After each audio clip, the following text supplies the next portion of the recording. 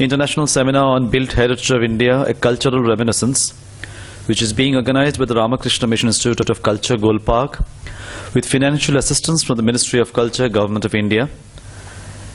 We now will start the 5th academic session. In this academic session, we have 3 eminent speakers in Professor Ranjana Ray, Emeritus Professor, Calcutta University. She will be speaking on megaliths, built indigenous cultural heritage in Eastern India. The next speaker would be Professor Durga Basu. She is a former HOD Department of Archaeology, Calcutta University, and Director IBMR, and also the Senior Fellow of ICSSR. She would be speaking on Dynamism in Vernacular Temple Architecture of Manali in Himachal Pradesh. The next speaker in this session, third speaker in the session, would be Dr. Bonani Bhattacharya, Deputy Director, Haryana State Directorate and Museum. She would speak on Narnaul, a city in Haryana, where frozen in the, I think there might be a mistake in the printing, frozen in the magnificent monuments. This session would be coordinated by Professor Eamon Tiwari, Emeritus Professor, History of Art, who we heard yesterday about Sparsh or touch as silent communication. So it's over to Professor Eamon Tiwari for coordinating this session. As usual, we'll be having 3 discussions, one after the other, followed by a discussion which would be coordinated by Professor Tiwari here. So it's over to the speakers and the coordinator. Good morning, everybody. Good morning, everybody. I'm really thankful that I've been given again, rather asked to, because someone else, Professor Alok Tripathi, was to be here, but since he could not come here, and it is worth praising that the program must start in time. Time doesn't wait for anybody. So in that spirit, they have started and asked me to be here. So I'm really grateful. As already told, that we are having 3 speakers. Without taking any second, I start with Professor Ranjana Ray ji, kindly to come and speak.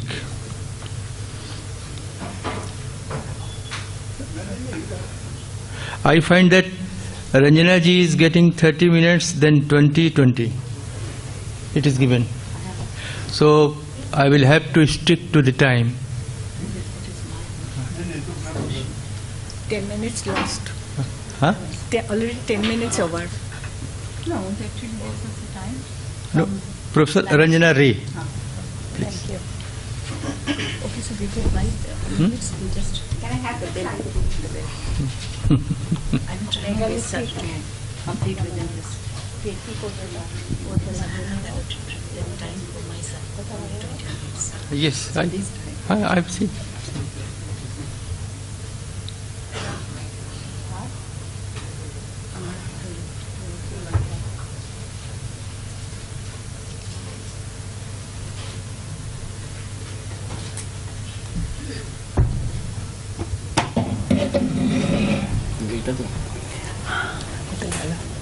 Megalithic presentation.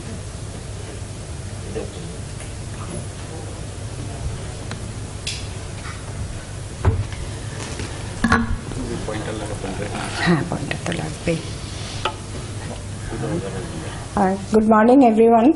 And as Professor Menon has already talked about given the heading, and you can see also the heading. It's since the theme is built in heritage.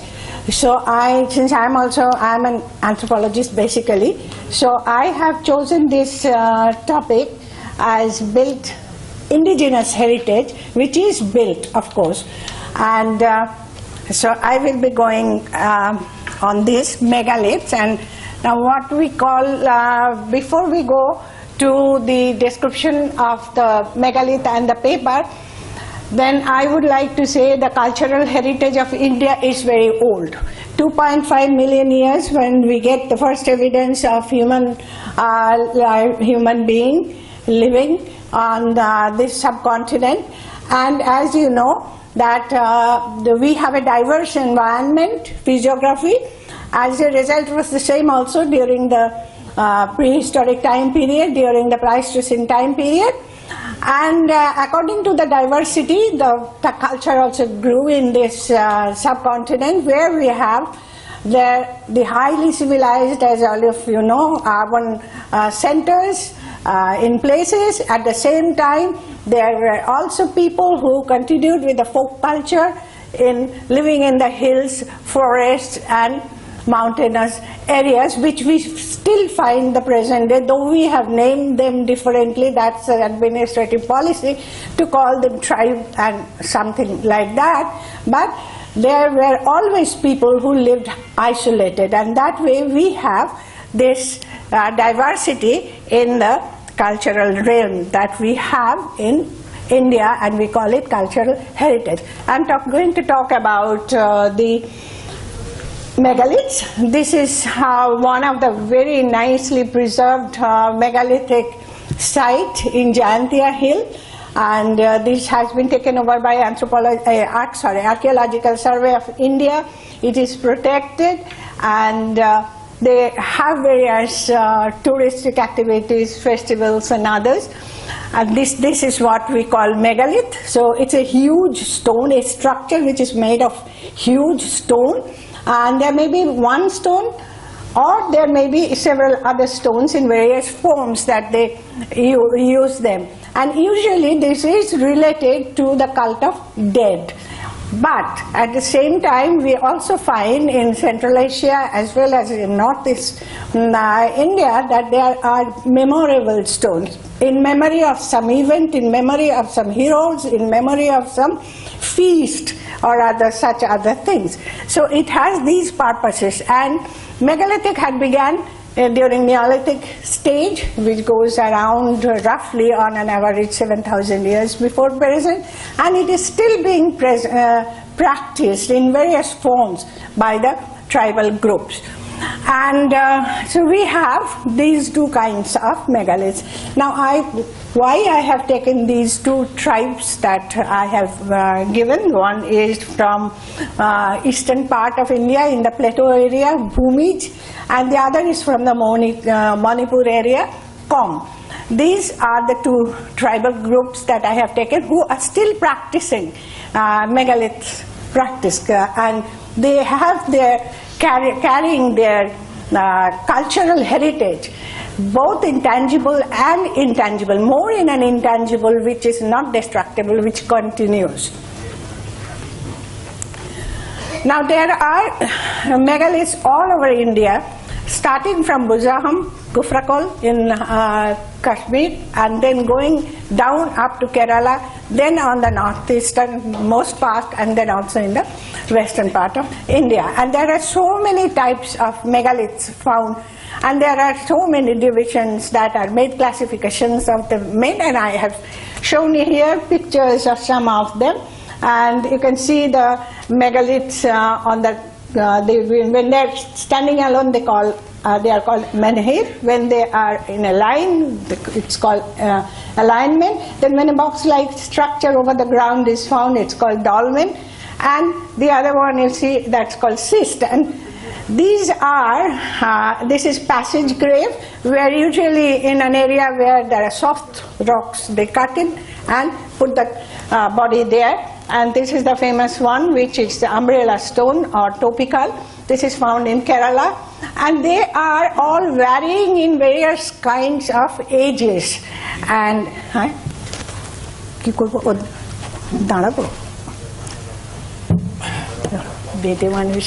you.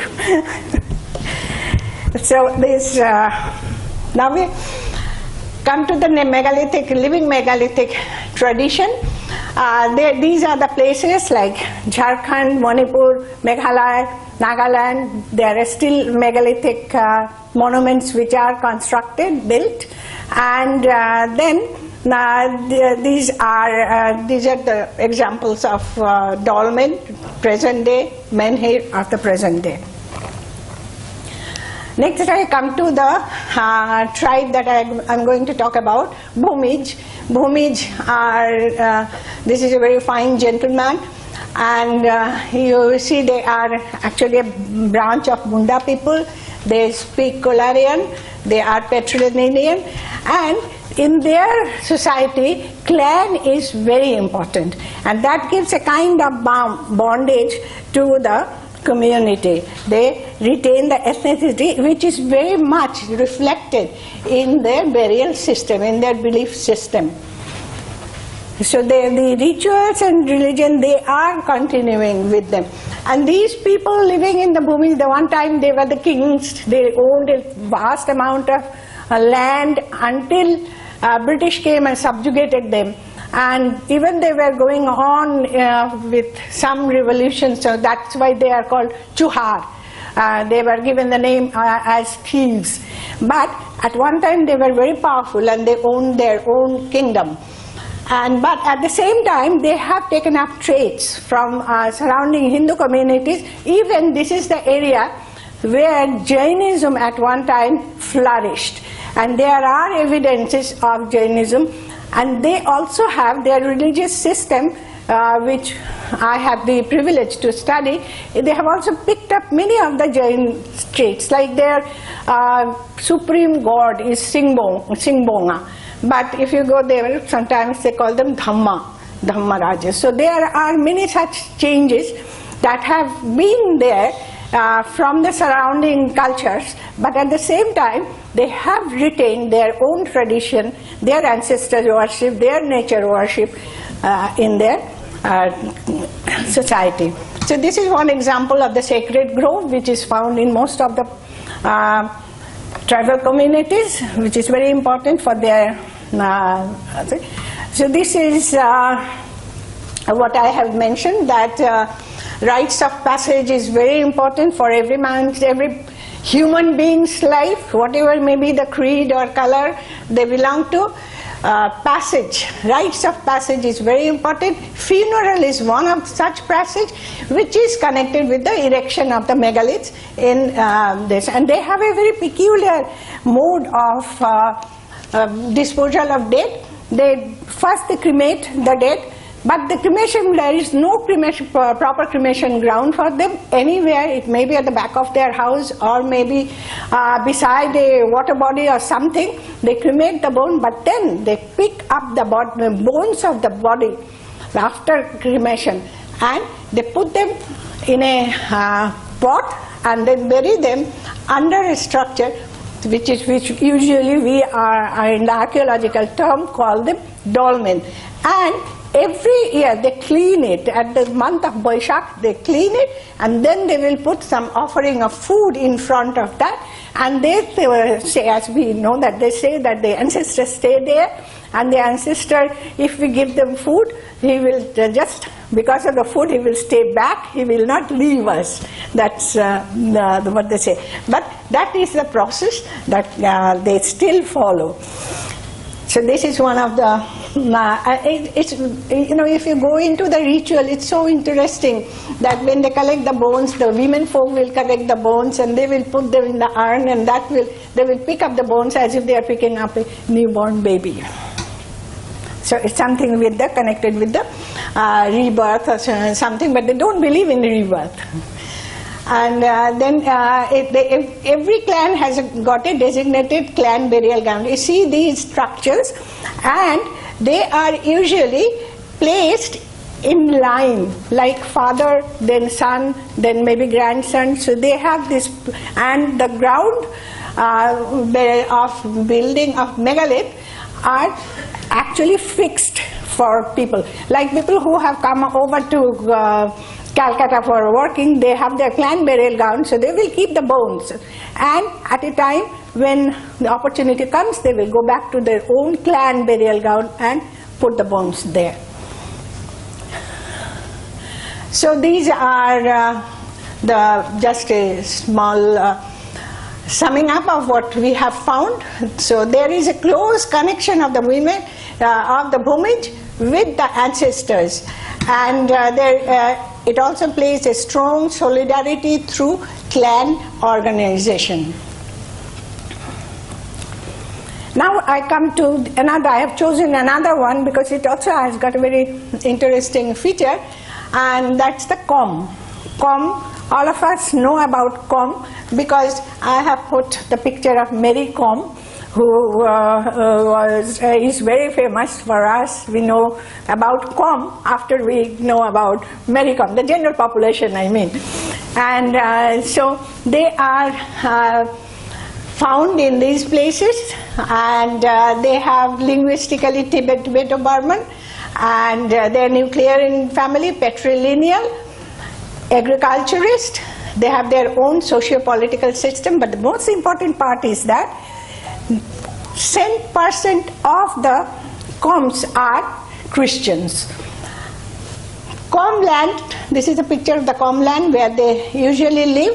They live now in the plains and the hills, but they prefer to live in the foothill regions, and the history suggests that they used to live in the foothill regions and in the hilly areas. Now they have come down to the plains.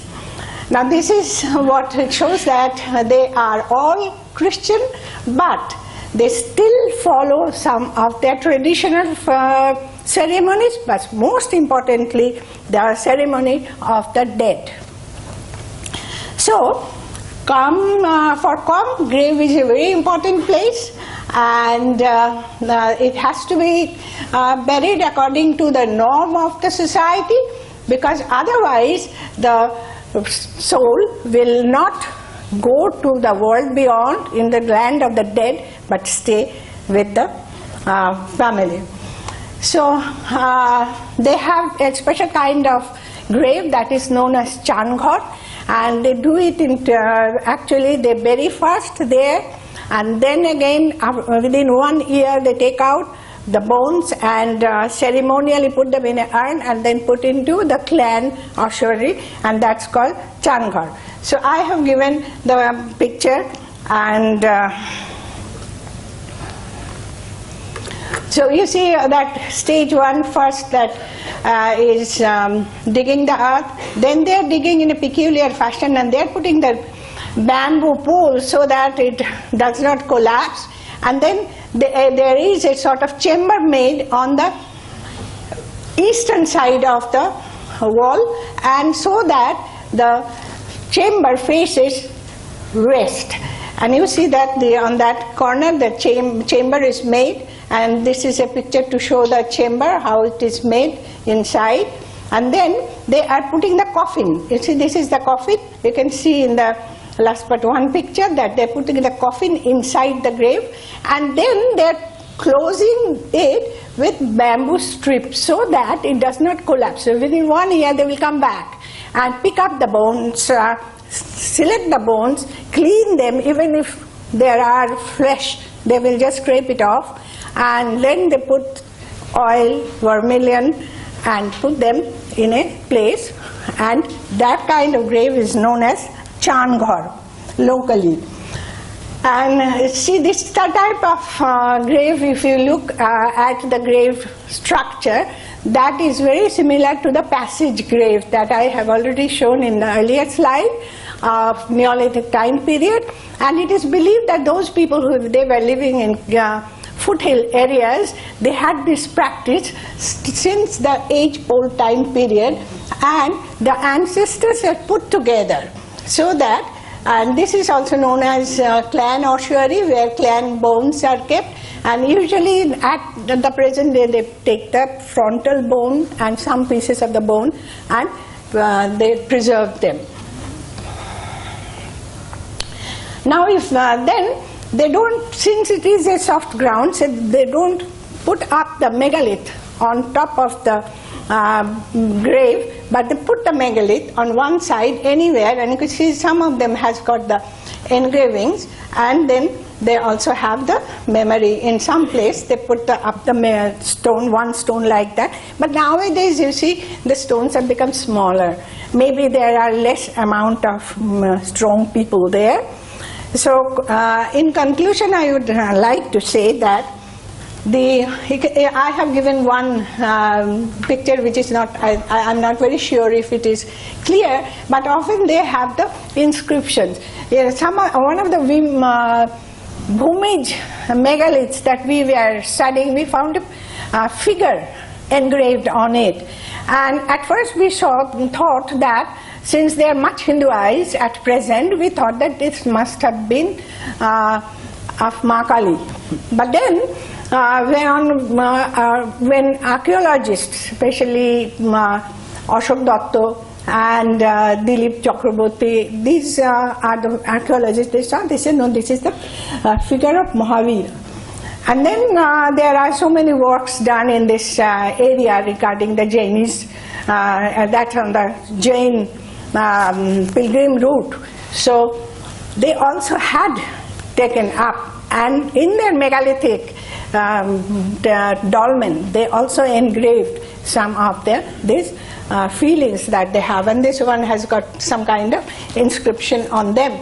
Now then again, you see that the megalithic as a heritage is staying even today, because it is so much related to the rites of passage, to the funeral rite, to the ancestor worship, to the belief in afterlife. So these are the things perhaps they carry on. They don't die off soon, but they carry on the heritage in this form of megalith. Now then again you may ask why I have taken up the tribal communities, 2 tribal communities. These are very the reason which I have explained, that one is Hinduized, the other one are totally Christian. So their ceremonies, they are still following, they call it Kovel, when they were not Christian, earlier period. So that tradition is carrying out as a heritage. And tribal communities, one, I was trying to show you the another slide, but unfortunately I did not have the time to take a scan of that. That's of the work that has been done by CCMB, that is the Molecular Biology Institute of Hyderabad. Now, where late Professor Lalji Singh, I was fortunate to have him for the Darwin Congress that we organized in Asiatic Society, and I'm also anthropological secretary there. So they have done a work on the DNA of the Indian population. So they have taken Pathan samples from high-class Brahmins, all kinds of communities that we have in India, starting from Kashmir till the Kanyakumari, from west to the east.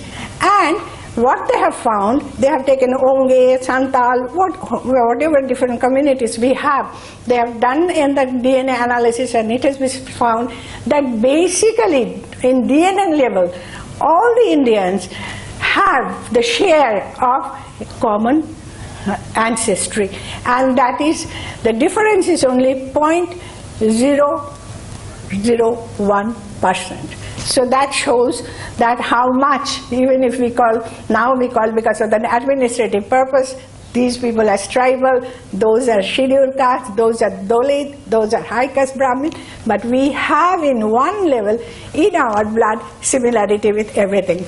So here we have the result that I was trying to put up about the importance of megaliths, which are indigenously built cultural heritage of our time, though they are now still practiced among the so-called tribal group, but they are a part of us. And in a different way, we are also continuing with many of such heritage amongst our belief system in our behavior.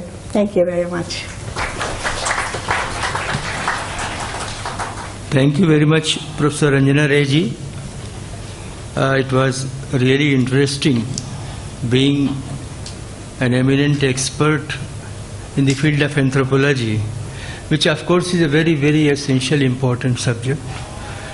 You have covered megalith, which was a pan-Indian manifestation, and also expression of respect, honor, and remembrance towards the for the ancestors. Cult of dead, if I can say that the pyramids also are the best example for that. The cult of dead could be seen there. And moreover, as you have pointed out, the Bharatiya Sanskriti has been the Sanskriti of convergence, fusion and assimilation. And here you have proved and you have rightly shown that the assimilation is there and everything is vernacular and it is being practiced even today. So its continuum shows its importance. So thank you very much, madam. Thank you. Thank you. No question? Question will be together. Okay, thank you. Thank you very and much. thanks especially for completing your presentation well in time. এটাকে বন্ধ করে না হলো? They will do it. They will do it, madam. Please. Huh? Oops. ভুলে গেছি, ভুলে গেছি না, কেমন কথা যাচ্ছে। Now I request Professor Durga Basuji to present her paper, which is again going to be interesting one, Dynamism in Vernacular Temple Architecture, of course in reference to Manali, which is in Himachal Pradesh.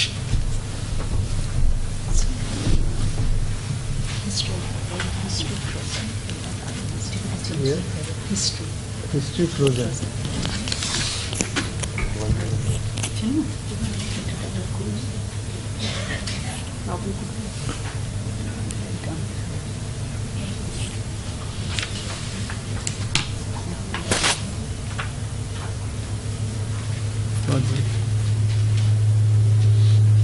Very clear. Okay, thank you very much. Good morning, everybody.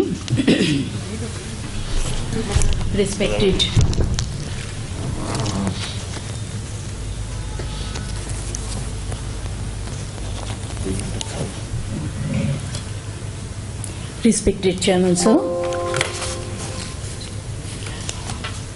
Ken Dixit sir, all our esteemed speakers, distinguished scholars and friends.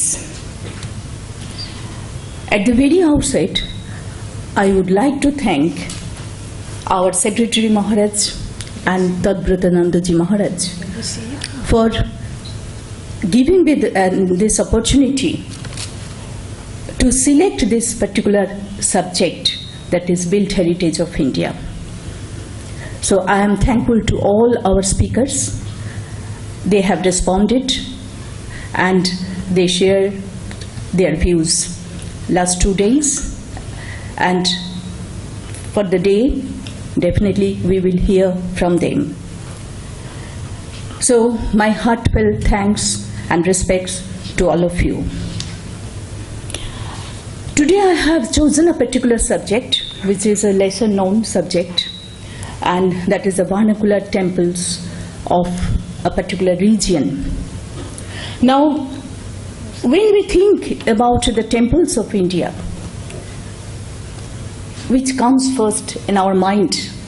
That is the larger temple, like Konark, Lingoraj, Jagannath temple, then the Meenakshi temple and Brihadishwar temple, in form of Nagara and Dravida styles. But besides this, India has produced a number of magnificent temples in form of vernacular aspect. So most of the states of India have their own architectural pattern or in vernacular form, and some spectacular temples have come from this region. The states like Kerala, the states like Himachal Pradesh, Tripura, Assam, West Bengal, all these states have produced some unique temple structure, which is definitely the vernacular in nature. So why we call this vernacular? Because these temples were are influenced by the vernacular house patterns of that particular region. So when we talk about the vernacular temples or architecture of any region, so it differs from one region to another, it differs from the state to state. So today I have selected a particular region, a very small area, and which I have surveyed as because it is my research project, and simply in and around the hilly region. The vernacular temples physically, structurally and conceptually are different from the mainstreams of Indian temple architecture. So with this now, what is the vernacular architecture and why these temples came up in different states? Now the vernacular temple architecture of India was developed due to some indigenous concepts of structural buildings with ecologically suitable and sustainable materials. These structures, which have been glorified by their own architectural excellence, had emerged due to geographical and environmental condition, climate, raw materials, and knowledge of traditional construction techniques and ethnic diversities. In many states of India, vernacular temples had appeared with their specific architectural styles, which have special bearing on the social and religious life of the folk people.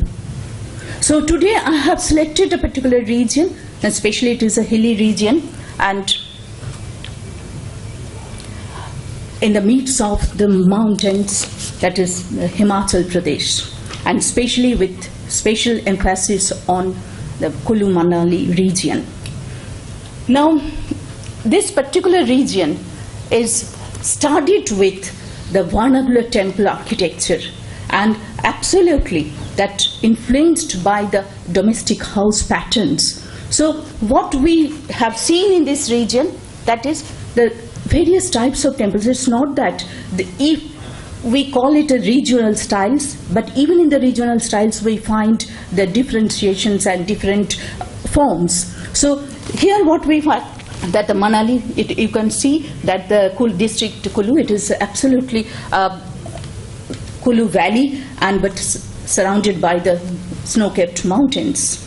Now the entire region, the Kulu Manali region, is that river Bias flows through this valley, through this mountain region, and having what we have seen, that even the side of the mountainous part, we find that the growth of the small village, the cluster of villages, even in the midst of the deep forest region and even in the mountainous region. So what is interesting to find, that even that when we are going through this, passing through this particular road, through this route, then we find in the midst of heavy forested region in the mountainous part, then we find the temples. And these temples in form of a particular, a distinct character with a distinct characteristics. So this is the village temple. So some of the cluster of the village, we find in the midst of this village, we find this the temples. So now the different characteristics. Now, what is these characteristics? If we want to understand that the vernacular temples of a particular Himachal Pradesh, especially in that Kulu Manali region, then definitely we should have some knowledge about the domestic pattern of the houses, the vernacular houses of this particular region.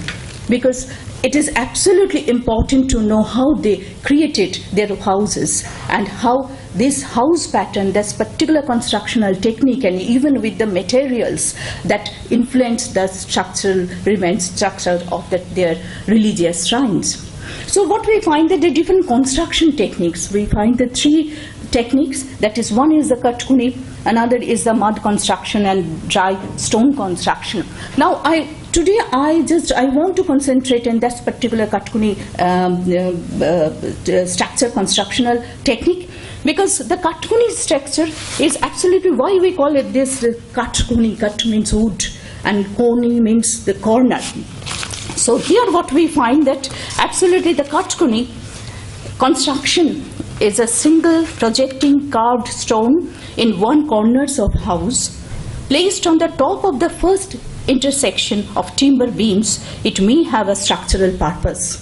So most of the houses are built with simple wood and the stone. So that is why that even when they built their religious structure in form of temples, they used the same technique, and which we have seen in most of the temples. Though sometimes we find that these temples are the wooden made, but in spite of that, the stones were used. And another thing is very important, that when we are talking about the vernacular house, and vernacular house, it is absolutely, these houses, domestic houses, are made with the local materials. And that local materials always have that properties to withstand that particular, the natural calamities, to the natural disturbances. So that is why even in this particular region we find that the local materials they used, and especially the wood they used. And in Himachal Pradesh, as you know, it is rich for the deodar trees and timbers. So they used the timbers, especially the deodar. They were used for their construction of their houses, domestic houses, and the same material was used even in the temple construction.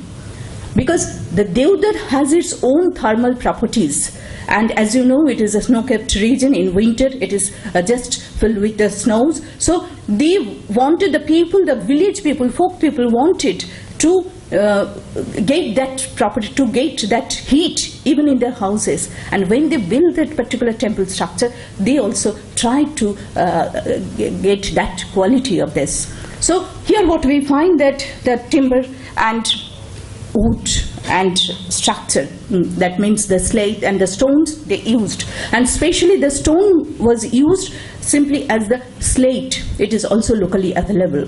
So here what we find, that the structure of some domestic house pattern, you can see that how they built it. Now first of all, the lower part is absolutely the katkuni. That means that the layers of the wooden logs are there, and in between two wooden logs we find the stone blocks, or the stones are there. Another thing is very important. When I visited that place, I saw that most of the domestic structure, domestic house patterns, that outer wall is not plastered. Why? Inner side they plastered it, but not the outer side. So the people, actually the wall absorbs the heat from the outer side, and it penetrates to the wall just to get the thermal comfort inside the room. And it is again what we find even in the temple structure also. So here what is saying, that is simple, that the cantilever, they expanded or they extended their veranda through the cantilever, and then it is absolutely that the lower part is katkuni style, and then the upper part is the wooden, and even sometimes what we find, that the roof is built with the slate. So wherever you go in the Manali or the Kulu district, whether it is simply the house or it is the temples, that the roof is always built with the slate. But that slate was not used even in the structure of the body, main body structure. Now how they built it? You can see that the two wooden logs, and it is filled by that particular stones, chips or the stones. And now another thing is that the infill traps, you can see the built form, that how it is with the structural properties, that the either temple or the domestic house, you can see that the infill traps are within the walls, creating an insulation zone. Another thing is that they use that slate or the stones. And why? Because that stone does not deteriorate. So they can reuse this material again and again.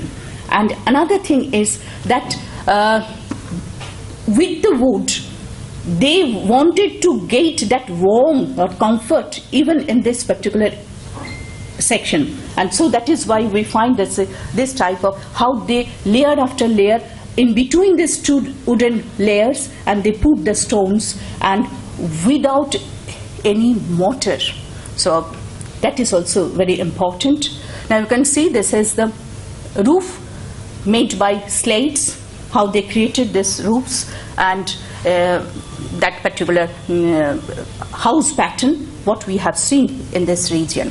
Now with these, that I want to show you some of this temple structure. And this temple structure, there are 5 categories. Osin Handa, we have already, he is known to you.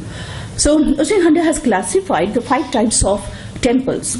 So among these temples, that is the tower temple and the the gabled roofed temples and the painted roof temples and multi-tower temples. So in the Vyas Valley, especially in the Manali Kulu region, what we have seen that the simple gabled roofed structure, and that is also we find in the domestic houses and even in the temple structure, and then the multi-towers temples like a pyramidal. This is one of the famous temple of that particular region, Hirimba Devi temple. It's a wooden temples and it's a 3-layered temples, and the top or the finial is made with the metal object.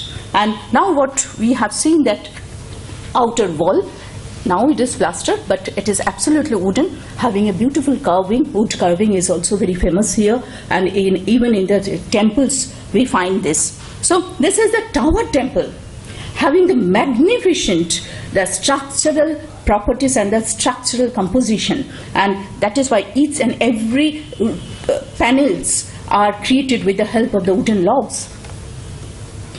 Now this is the front side, because time is running out. This is the front side, and here what we find, the integrated carvings, and it is beautifully carved with the divinities and even in the other decorative motifs. So the front is absolutely decorated. Now another thing is another temple, that is Vashishta temple, and now the Hirimba Devi is a very local deity. So it is the religious, that the local need for the people, that is to worship their local deities. So Hirimba Devi is also the very common deity in that particular region, and that is why we find that temples dedicated deity to the deity. Now this is the Vashishta. Again you can see that the roofs are simple, the tower, and it is absolutely either gabled or the painted. It's a mix of the paint and the gabled roofs. Now you can see that is the Vashishta temple in front. It's a beautifully carved, wooden carved, but having that gabled roof over there. And now you can compare with this the common domestic house of that particular region. Now another temple which is famous in this region, that is Shandha Gayatri temple, and it is also how beautifully they placed the roof, and that roof they created in such a way that even it is absolutely weather resistant roof, because actually slate weighs down the structure when the wind blows heavily, that it weighs down their structure. So that is why the slate everywhere we find that as a roof. And here you can see that the structure, and simply it is a shrine, Garbhagriha, and is just surrounded by that production path. And again this is on the plinth. Sometimes what we find that is a high plinth, over the high plinth that the temple was constructed.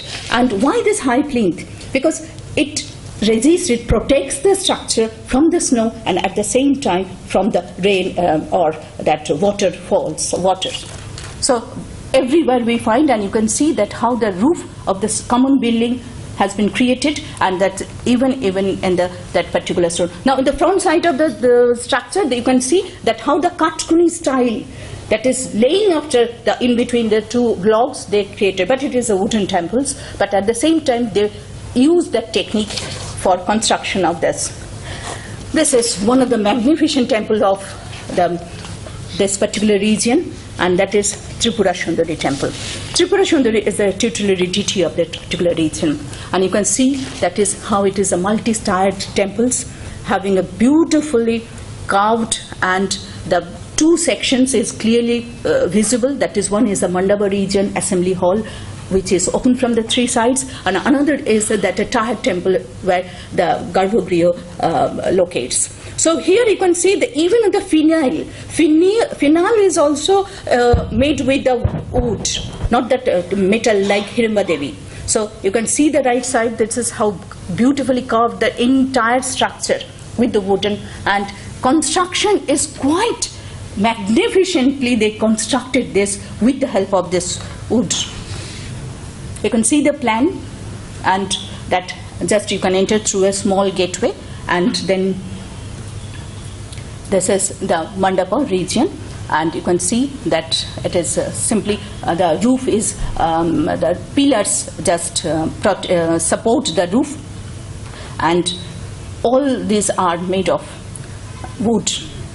Now the construction is absolutely that simply the wooden. Now from the top you can see that it is the roof is made with the slate. But beneath the roof, beneath the slate cover, then you will find a beautiful construction of the wooden construction, wooden framing. So they support that particular roof over this. So this is from the Tripura Sundari temple, and now beautifully carved with the particular lintel and other sides of this. 5 minutes, please. Wait. Huh?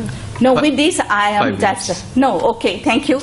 Because just I want to say a few words because Achha, thank you. Okay. Absolutely, we all look for our temples, magnificent temples, but this is the time to look that our region, to look back our region, because our region has given us most spectacular, most magnificent temple style structure in form of the vernacular aspect, in form of the vernaculars. So definitely we should highlight particular temples, and each and every region has its own temple character and distinguished by certain beautiful, certain distinguished a specific architectural pattern and the characteristics. And another thing is, whenever we talk about that vernacular temples or the structure, vernacular domestic house, then these are all climate responsive structures. So that is also important for us. Thank you very much. Thank you very much, Professor Durga Basuji, for a very interesting as well as covering a new area and dimension of vernacular architecture in reference to Manali and Kulu. And of course you have pointed out how and why the climate space need common man's creativity or involvement and the financial position. All these collectively contributed to the emergence and development of such vernacular temples. And more or less we have seen that most of them are of pagoda style, which remind me of the temples in Nepal. One is there in Varanasi as well.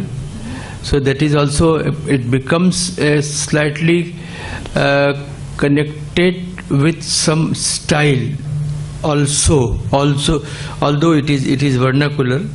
And the names also are very interesting. Hidamba, you have pointed out, Tripura Sundari.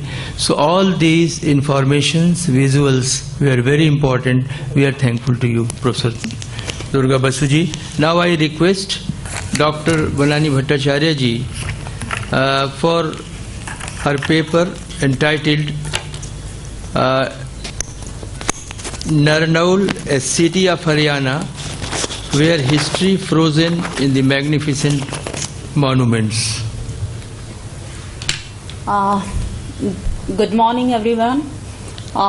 Respected Chairperson, Professor M.N. Tiwari, all of my mentors, especially Dr. Ken Dikshit, Dr. S.P. Ota, Professor Durga Basu, Sri Tapan Bhattacharya, Dr. Nita Das, and all the Maharajas of Ramakrishna Mission Institute and Culture. I'd like to thank to Professor Durga Basu and Ramakrishna Mission Institute of Culture to give me the opportunity to speak on present issue in this esteemed dais. Today I want to speak on Narnaul. It's a city in Haryana, basically, in Mahendragarh. India has an extraordinary vast and diverse pool of cultural heritage and ancient monuments in the form of buildings and other archaeological sites and remains. The sheer number of these historic heritages is outstanding, and the fact that these monuments are the remnants of living witness of the golden historic era of over 1,000 years and of the pre-independence battles, they carry a special and a well-deserved respect in the eyes of the Indians. They are the epitome of courage, stand testimony to the evolution, and are a symbol of cultural expressions. In this context, Haryana's contribution to the mainstream of Indian history and culture has been remarkable. It was the cradle of Indian culture, the site of decisive action of Indian history, and the place where power of oppression was defeated. The religious sanctity and spiritual association of the region largely depend on its material condition and eco-political situation. The majestic state of Haryana has progressed leaps and bounds over the years, which can be largely attributed to the large number of tourist attractions of its disposal. Many of these attractions have religious and historical importance and are effectively maintained and developed by the State Tourism Department. As a result, the state has been able to captivate the attention of the travelers who visit the region to marvel at the several awe-inspiring splendors of this quaint state. Narnaul is the headquarters of Mahendragarh district in Haryana. It is situated on Ajmer-Rewari railway line at a distance of 135 km from Delhi. According to legend, Narnaul is referred to in Mahabharata as Nararashtra, where it is narrated the en route to the Chambal valley from Hastinapur. The youngest Pandava brothers, Sahadev, gained control over this town. Another tale says that one Raja Nunkaran named this place as Narnaul after the name of his wife. Legends also associate it with very past when it is called Nandigrama. Later it seems to have been associated with the memory of Rigvedic Sher Javan Muni, who had his hermitage under the shadow of the Doshi Hill. Very little history is known of Rathore Rajputs of Narnaul before the medieval period. A good number of architectural edifices are located in the town, having great historical significance, among which 10 have been declared as protected monuments by Archaeological Survey of India as well as Department of State Archaeology and Museum in Haryana. Now I want to tell something about the monuments in Narnaul. This is the monuments of Pir Turkoman. It's a tomb complex. This mosque complex incorporates with a long tradition of architecture ranging from the Tughlaq period down to the British times. Much of its originality is marred by later constructions. Originally, the tomb and adjoining mosque was constructed during the reign of Firuz Shah Tughlaq. ঠিক আছে, it's okay, আমি এখানে, ঠিক আছে।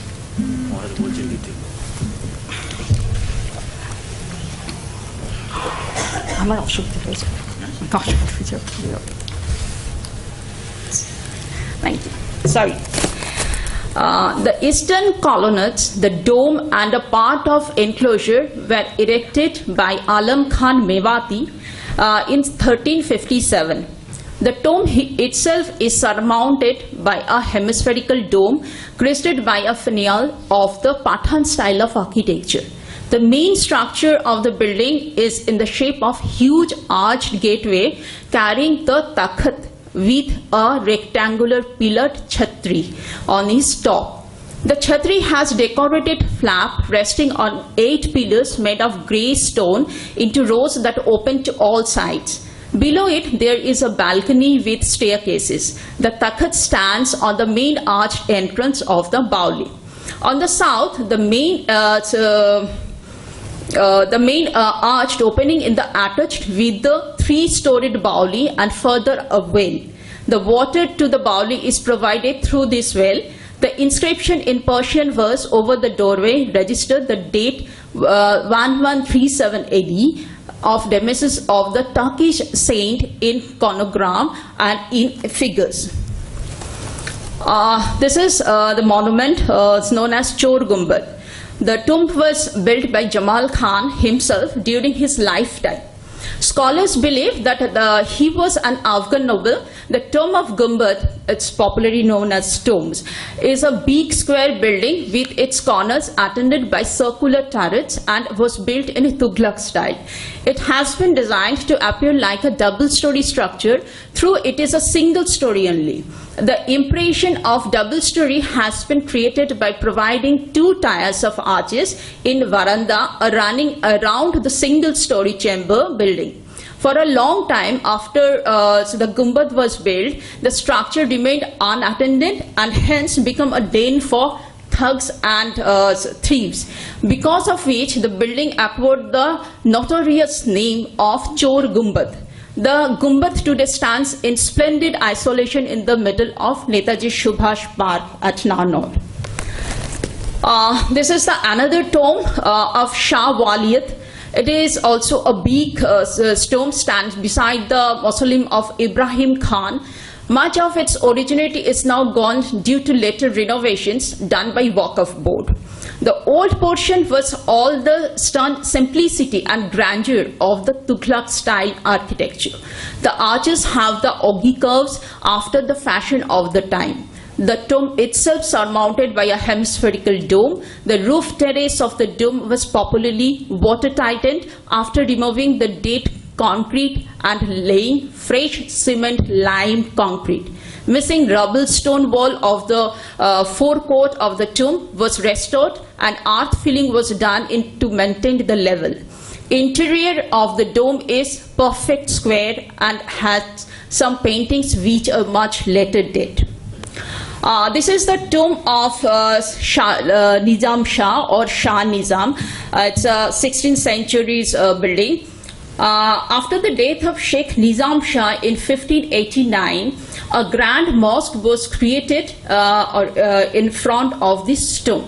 This mosque was a beautiful facade which has been decorated with exquisite paintings. An auspicious couplet from the Holy Quran adorned its roof, and 3 arched openings of the building have been constructed in the Mughal style of architecture. This is another tomb. It's called Tomb of Miran Tajuddin. He was a disciple of Qutubuddin Munawar of Hansi. He was a saint and worshipped by all sects of the society. He was a patron saint of Sangi Baniyas of Narnaul. This mosque has a beautiful facade which has been decorated with stucco work. The impression of double story has been created by providing 2 tiers of arches. The tomb itself is surmounted by a hemispherical dome crested by a finial of the Pathan style. The interior of the dome is perfect square. This is a beautiful monument. It's protected by state archaeology. It's a Mirza Ali Jan ki Takhat and Bauli. This is actually a steep with 1 floor at sub-ground level. There are stairs at one side that goes all the way to the bottom of it and are perhaps separated by a wall from a well on its other end. This Takhat of Bauli was built by Mirza Ali Jan, the Nawab of Narnaul, in 1556 to 1605. During the Mughal Emperor Akbar's reign, the Nawab laid out a resort garden which is popularly called Mirza Ali Jan Ki Takhat. The resort includes a beautifully landscaped garden, a water tank or bauli adjoining an imposing 3-storied structures. Overlooking the flight of steps leading to the water in the bauli are arched verandas which provide shade and shelter from the blistering sun. The structure is finished in plastered with red stone, having been aesthetically used along the edges of the roof of the gateway pavilion. This Takhat was the favorite retreat of its patron builders, especially for enjoying the cool evening breeze during the scorching summer of Narnaul. This is Jal Mahal. It's another beautiful monument. It's protected by air sign. It's standing in the center of a large tank. This pleasure house was built by Governor of Narnaul, Shah Quli Khan, in 1590 to 91. The entrance to the palace is from the north side through a gatehouse meant for guards, for where cozy resting on a 16-arch spans lead to the palace. It consists of a square central chamber with 4 small double-storied chambers joined by corridors, placed at 4 corners. 4 staircases, 2 each in the northern and southern faces, give access to the upper story of the corner chambers. The interior surface was fine plaster. The colors used a dull red, indigo and yellow. The 4 half-dome porches attached to the sides of the main chamber are likewise treated with fine lime plaster, over which are executed floral and geometrical motifs interspaced with the Persian verses painted in black letters cut in relief. The roof of the central chamber is crowned with an octagonal cupola surmounted by a hemispherical dome balanced by 4 smaller cupolas placed over the corners chambers. This is the tomb of Shah Ibrahim Khan. It's built by Sher Shah Suri in 1538 to 1546 under the supervision of Sheikh Ahmad Niagi, the famous architect, over the grave of his grandfather Ibrahim Khan, who dies at Narnaul in 1518. This mausoleum is characterized by its massive outlines, bold arches, painted ceiling, pierced tragedy screens, and cupolas, turrets, and glazed tile works. The effect is further highlighted by pleasing combination of green and bluish grey stones. The tomb, standing on a high platform, is square on plan with entrance on the eastern side. It has a mihrab on the waist encased in beautifully curved panels and arched recesses closed with the pierced tragedy screens in its lateral walls. This entrance has beautifully curving. The facade, divided into 2-story by a band of moldings, is decorated with small panels showing carvings in low relief border with grey limestones. The carved motifs mainly represent flower and lotus petals.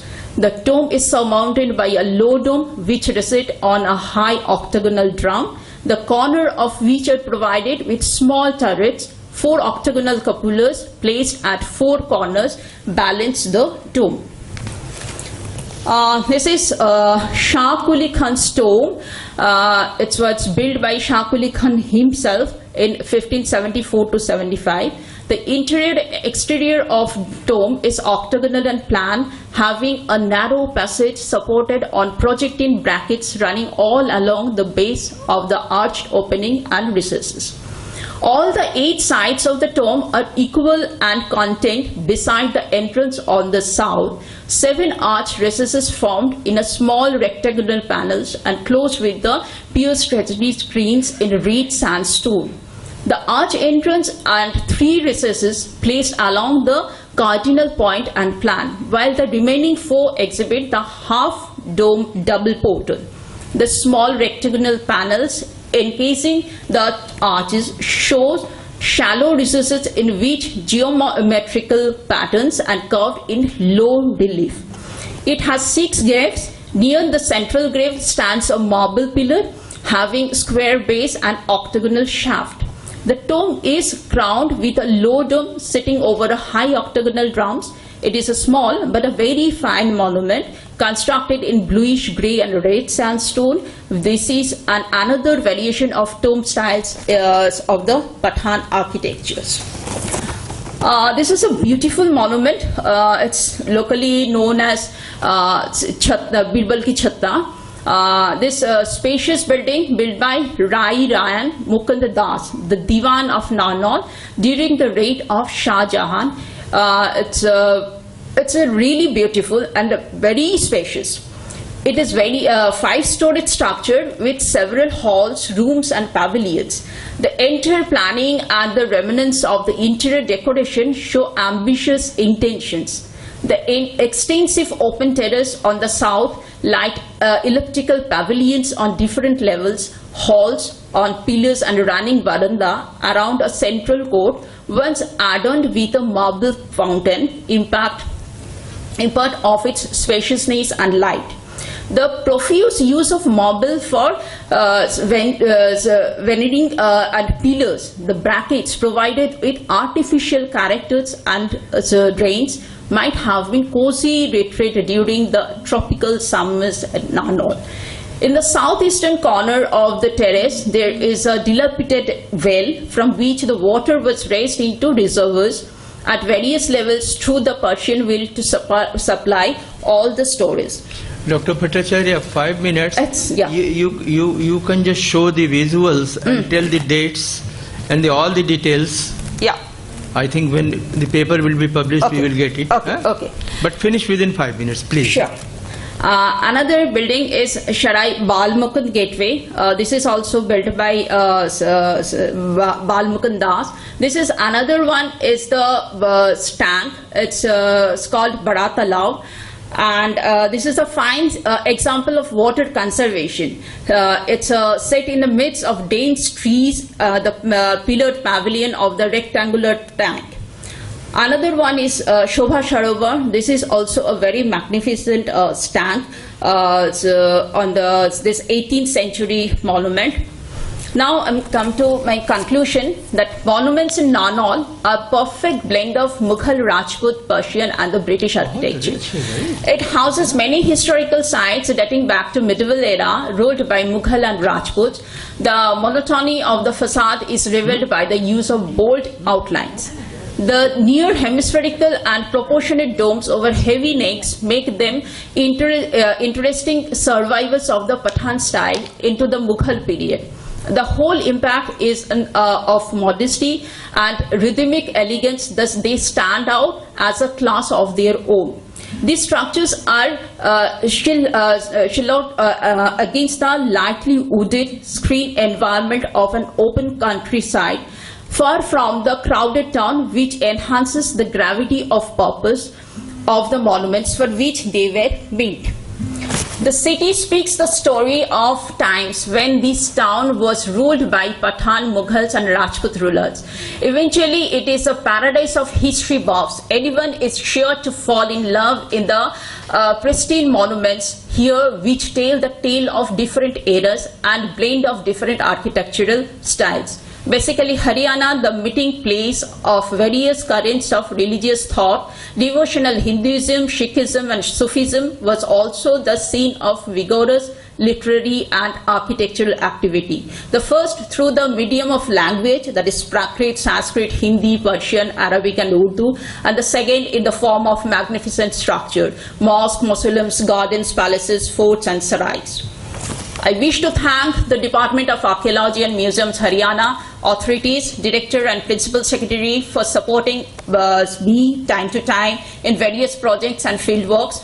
My technical team, photographer and other staff members who assist in different projects and events to make it an effective endeavor for serving society and varied audience of cultural heritage promotional aspects. Thank you. Thank you very much, Dr. Bhattacharya, for giving us tremendous information with details about the Narnaul city of Haryana. Of course, we all are very much impressed, and rather we have learned, many of us did not know about these monuments belonging to Pathan Mughal period and even subsequent. And of course they are very interesting, and you have documented them religiously, so thanks to you. Now all the three papers are finished, I think well in time. Now we can have 10 minutes for discussions. If the questions are there, if observations and suggestions are there, most welcome for all the three papers. Please.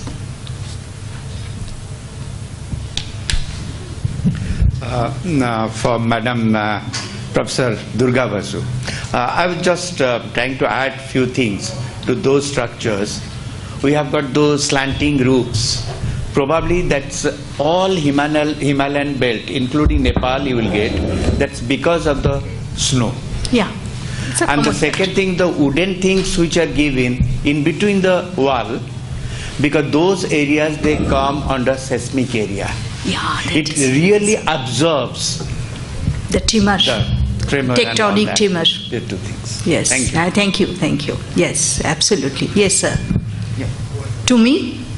No, not to you. Oh, thank you. So, I have heard Ranjana after a very long time. So, I must say, it was a very good analytical paper on megaliths. And from the particular angle which she has stated today, I think most of the megaliths in the country, especially in the tribal belt, they have not been studied from this angle.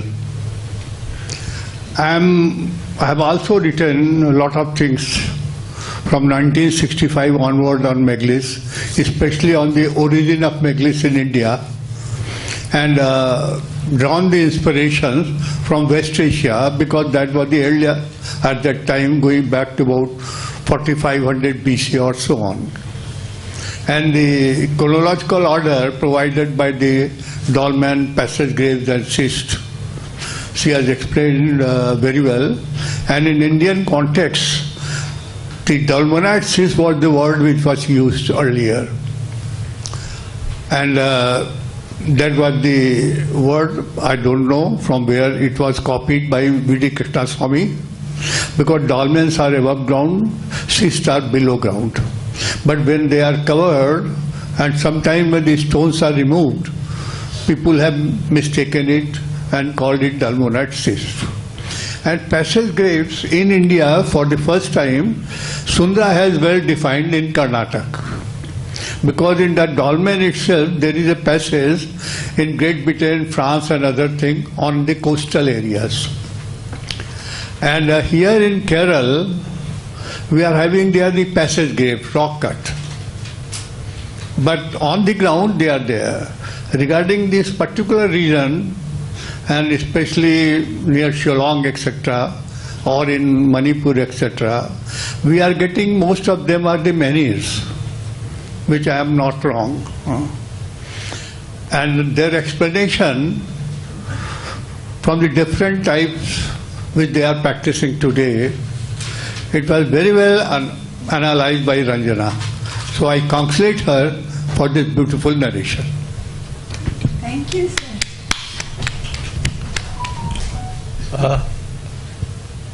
Any more question or? So thank you very much. I'm not asking, just sharing my knowledge with Dr. Banani Bhattacharya, that there are so many monuments, temples and other architecture, heritage architecture, built architecture, made of with red stone. Is there any sign of marble cancer? Yes. In the Haryana itself, there problem of some sort of thing, and we are trying to solve this problem with our conservative architect or others. So it's on process. It is on process. Yeah. Marble cancer. Vedic so. Because of acid rain. Ved. Okay, thank you. Thank you. Thank you. Yeah. Because I'm just referring the paper by Banani. She has given an example from the Haryana where so many structures of the medieval times or the late, they are there. And she has analyzed in a formal order. And one thing is there, which I think she may agree, that is also a very good example of telling how a small town they develop when they are having the patronage from the royal people. So that is a kind of a city in Haryana, especially at Narnaul, where all types public utilities and other things they have been deleted, along with the other things also, passages and tombs. So one thing, we are planning also declare it's a heritage city in Haryana. So at my calculations for that. Not all. It is already, or you are planning? Yeah, we are planning. Planning to Yeah. have Yeah. it as heritage city. So with this, the end of this session, all the three papers, whatever I have to observe, I observed just after the paper. And of course, we have covered three different areas in terms of space, as well as in terms of context and content, also megalith, then vernacular temple architecture, and then of course medieval Pathan Mughal.